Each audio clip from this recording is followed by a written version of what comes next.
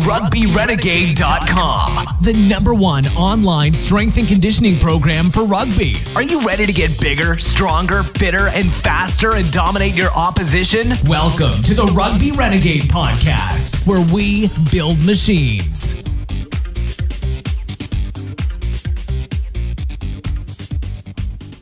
Hello and welcome to episode 24 of the Rugby Renegade podcast. Today's episode is sponsored by Pro Athlete Supplementation. Please check them out at pas-nutrition.co.uk for all of your supplement needs. I'm Jamie Bain, and today we're back in the Premiership. We're talking to a colleague of mine from Gloucester Rugby, Rob Parkinson, who's senior physiotherapist there, and we're talking about injury prevention and treating acute injuries.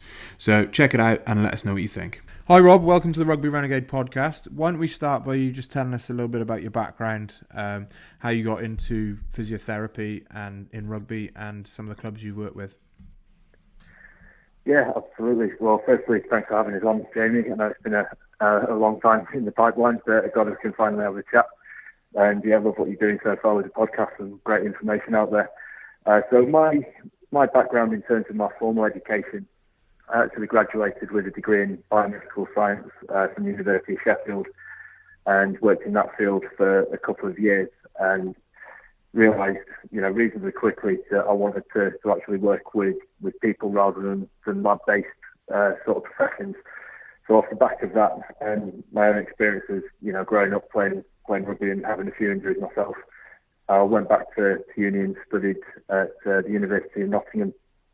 So after the 3-year BSc, I pretty much set my sights on working in the rugby environment from day one of the degree, and got as much experience in that field as I could, doing the odd occasional course and just trying to build my experience in that sort of environment. I was lucky enough to get a final placement at Leeds Rhinos, and off the back of that, got an academy post working with Leeds Carnegie. Leeds Carnegie at the time were based at the same training facility as the Rhinos, so I got an academy post with them. And then after about 6 months, I applied for and got the assistant physio position with the Leeds Rhinos first team. So it was straight into the rugby world, if you like, which some people actively discourage. For me, I don't think I was at any more of a disadvantage going that route. I knew that was the environment that I wanted to work in. Set my sights on it, as I said, from day one on the degree. And yeah, loved every minute of my time at Leeds. From there, I went on to a head physio role at Hawkinston, which is also based in the Super League. And following about a year and a half at Hull, I moved down to join Gloucester Rugby Union, so swap codes, and I've been in the post for about a season and a half now. Whilst I was with Leeds and Hull, I was also lucky enough to work within the England Rugby League setup, initially with the England Knights and then the England first team touring Australia and New Zealand for the Four Nations. Awesome, that's some great experience. And I'm going to put you on the spot now, Rob. Which do you prefer, league or union? As a spectator, I would say that I watch more of Club Rugby League, but on the international front, I'm certainly following more Rugby Union at the moment, especially the way that England are going and the form that they're in. Some really entertaining stuff from those boys. Oh, you're sitting on the fence a bit there, but anyway, I'll move on. Yeah, well, on the same subject, have you seen a difference in the preparation between league and union? Yeah, absolutely. I mean, there's some fundamentals that I guess remain the same for both codes. There's some pretty big differences that you've got to account for in the preparation of the players as well. The contact situation is very different between the codes, with more of a sort of front on tackle in the rugby league, and obviously you've got the breakdown to contend with the rugby union boys, and then the set piece as well is probably one of the key differences in terms of prep. Your front 5, front 8 players in rugby union have to contend with scrums, lineouts, and a lot of specialist play around the set piece, which the rugby league boys don't have to do. It's a bit more of an open game. Yeah, and the main reason we got you on, Rob, obviously, as a physiotherapist, we usually get S&Cs on, but it's good to get kind of insight into injury prevention and what people are doing in rugby to prevent injuries. How do you think rugby players should approach injury prevention? I mean, the reason why I love the game as much as I do, rugby players have to have pretty much every physical athletic attribute that you could name. They've got to have great strength. They've got to be powerful. They've got to be quick. They've got to have the endurance to apply all those attributes over the course of an 80-minute game. Injury prevention's a really interesting field that seems to come and go from trends and hot topics and things will come around full circle. But ultimately for me and my approach, it's about just getting the right sort of exposure to what you're going to face on the field and make sure that you do train each energy system within its own right. But more from a physiotherapy point of view, I think recovery is absolutely key. I know you've had some phenomenal speakers that would be better informed than I am on the S&C side of things, but for us as medical practitioners working in this environment, I think it's often something that gets overlooked is the importance of complete and total recovery. And there's a whole load of modalities that you can use. Active recovery, pool-based sessions, cryotherapies becoming more and more important. And I think just getting the basic principles right in between sessions. So if you taper and get your training right in terms of the volume, that's going to go a long way to reducing that injury risk. You look at a lot of the work by Tim Gabbett and a lot of other authors now looking at the acute and chronic workloads. That's becoming massively in vogue and massively important. Yeah, and just to you kind of touched on some of the sort of trends, or possibly even call them fads, that kind of come in around injury prevention. What might be some things that people are better off avoiding, or maybe making sure they get those basics of training properly and recovering in first? Well, I think that's a really good question. And if there was a silver bullet that was going to fix everything and cure everything or rehabilitate everything, we'd be a lot closer to finding it by now. So I think keeping things simple in a world where you can chase marginal gains and those 1% differences, that's such a small portion of the whole picture. And you've just got to get your fundamentals right. And that's what I love about a lot of the information that you guys are putting out there. It's about being consistent with good practices. So whether that's having a good handle on your training volume and your training intensity and not being massively reactive to a big game or off the back of a significant loss, changing those practices and being reactive rather than proactive. I think if you look at what's ahead and plan, then that'll go a long way to getting you on the right path in terms of your training demands. Yeah, definitely. Now, a lot of our members on the Rugby Renegade subscription program are obviously amateur players who don't have as good access to physios and therapists. And I know the man hours that yourself and the rest of the department at Gloucester put in to helping players, recover from injury and get back, better than they were before. So, in terms of acute injuries, what sort of advice would you give to an amateur athlete on how to treat those? Well, if you do struggle for access to a healthcare professional, then there are a lot of things that you can do yourself. Now, without applying it to an actual example or a particular individual, then they're very much guidelines. My advice would always be to seek advice from a relevant, immediately qualified professional, whether that's contacting someone on social media. I mean, a lot of people are very open about giving out advice, or someone locally to actually get something reviewed properly. But my advice for an acute injury, if something's just happened, I'd I liken it to a bobsleigh race, really. If you get the start right, you're going to reap those rewards further down the rehab pathway, if you like. It's all about getting the start right. There's no point going to see a professional 4 to 6 weeks down the line and you've missed that opportunity. So the opportunity for tissues to heal in most cases is fairly time dependent, and as time goes on, that window closes. Particularly, I'll use an example of a lower grade MCL sprain, so medial knee ligament. If you continue to train and load it, and there's a significant tear in there, you're very likely to cause more damage. And then when you do actually decide to back off your training and give it time to heal, that acute inflammatory process will be a long way down the line. The ligament will scar up and heal in a poor or lengthened position.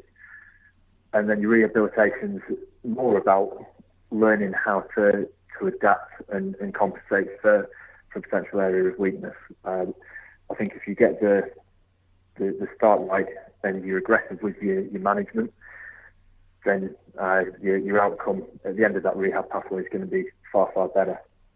So the usual advice sort of rings true. Even now, it's been around for a long time. Protect an injured joint or tissue. We're shifting more towards optimal loading rather than complete rest. Tissues love to be loaded, and as long as that's in the right way and it's not putting you at significant risk, then optimal loading as and when you're able to tolerate it, and then graded reintegration into your training activities. So bear in mind, going back to the acute and chronic sort of workload, just the completion of healing isn't a green light to get back into full training activities. There's still a process to go through in terms of graded exposure to training volume and training intensity that you should go through when you're coming back from an injury. Yeah, and that ties in nicely with my next question, Rob. What key concepts do rugby players need to understand when it comes to return to play? I mean, you mentioned the chronic acute earlier. Why don't we go into those sort of things a little bit more? Yeah, sure. I think as a player, when you're returning to play or getting close to returning to play, you can go through a period of rehab and get a little bit impatient and rush things, particularly at the later stages. And this is where getting that baseline volume back up is massively important. If you're out for a long period of time, you need an equally long period of time to get back into full training. So my advice with understanding return to play processes, I would always say be objective driven and not time driven. Depending on the position you play, you're going to have different functional markers that you've got to hit before you cross the whitewash and start playing again. So I would always say, if you get given a time frame, they're very, very fluid. If you're being assessed and you're told that you'll be back in around 6 to 8 weeks, that could be quicker, it could be longer. And increasingly now, we're leaning towards setting objective targets to return to play rather than time frames. So I would always say, as a rugby player and for your listeners, that from the outset, have a discussion with either a physio, your coach, about what you need to do and what you need to complete before you get back on the field. So initially, that might be something as simple as range of movement markers. Just re-establishing full joint range of motion, some isolated strength. So if in the case of shoulder injury, it might be some rotator cuff testing and making sure that your left and right are symmetrical in terms of the force that they can produce and how long they can produce it for. And then, you're probably going to start transitioning more into gym-based markers, gym-based strength, gym-based power. Are you strong? Are you powerful? And in the case of the shoulder, you've got a left and right comparison. And typically, we'd aim to be within sort of 90% left to right. 100% is always going to be the gold standard. But within 90, you could probably say that a person's suitably rehabilitated to move on or progress through their rehab. Okay, that's some great advice there, Rob. Now, this is a question we ask all our guests on the podcast. Bear in mind they're usually strength and conditioning coaches, so feel free to put kind of a physio spin, or if I know you train, so if from the outside looking in at rugby, you might have a different opinion. So, what do you think is the biggest mistake rugby players make when it comes to rugby strength and conditioning? Well, I suppose it doesn't just apply to strength and conditioning world, but just overcomplicating processes. I think, and when there is so much information out there and it's so freely accessible, I think you can read a different article every week that might shift and change your approach to training. Now, whether that's rehab, whether it's S&C, whether it's skill acquisition, it would appear that there's always a new drill or a new approach out there that you could introduce. But because of that, I'd always favour consistency in what you're doing. So don't overcomplicate things. Get the fundamentals right before you move on and start chasing those marginal gains that we spoke about briefly earlier.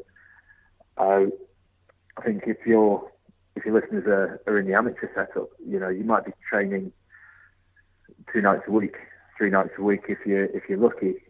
So there's simply not enough time to address absolutely everything within that time. The chances are, if you try and do that, you're going to overtrain. You're going to be on the training field for too long. But set your sights on what you want to achieve, how you want to achieve it. So whether that's a set piece, whether that's a gym-based target, and then work towards it in a structured way. Incremental progressions every week, and as long as you're consistent with that, as the weeks move through the season, you'll reap the rewards. I think if you're changing the stimulus and changing the focus too often, one, it gets confusing, and two, you probably won't get the adaptations that you're hoping for.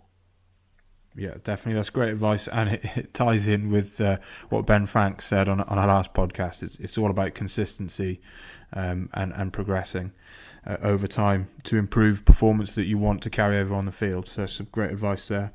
Now, is there if one of our listeners wants to go and learn a lot more about injury prevention or rehabbing injuries, is there any books you might recommend to them?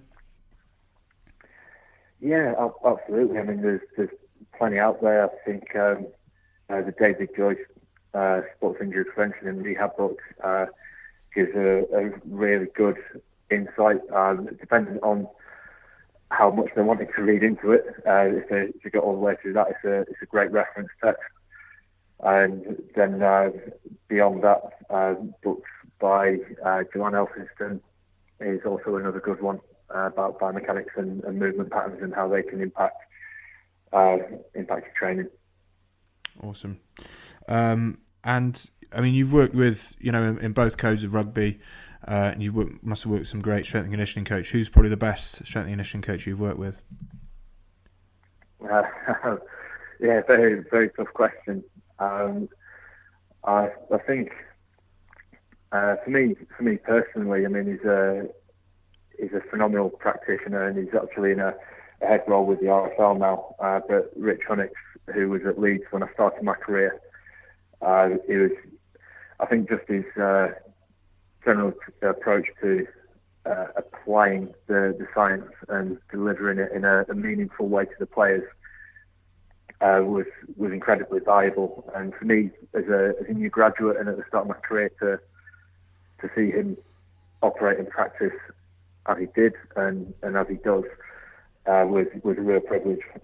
So if he gets to listen to this, I'm not sure if he would have been expecting that answer, but yeah, phenomenal practitioner. Oh, that's great. Well, I wasn't expecting. I thought you were going to say me. No.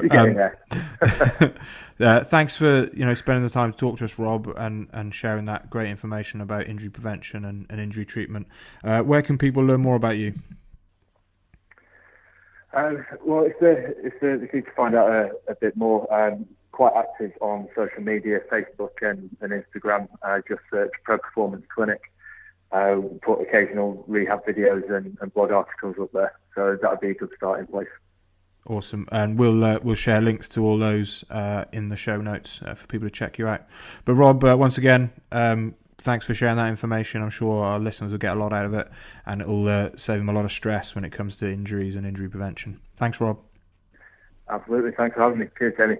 Okay, so there you go. A bit different to our usual podcast, but hopefully it's a nice change of pace and give you a good idea of how to treat those acute injuries and hopefully prevent them altogether. In the meantime, please subscribe to us on iTunes, SoundCloud, Stitcher or TuneIn, and please give us a 5-star review. And keep checking us out at rugbyrenegade.com, the #1 online subscription S&C program for rugby. Thanks for listening to the Rugby Renegade podcast. For more quality rugby strength and conditioning information, check us out at rugbyrenegade.com. Rugby Renegade, building machines.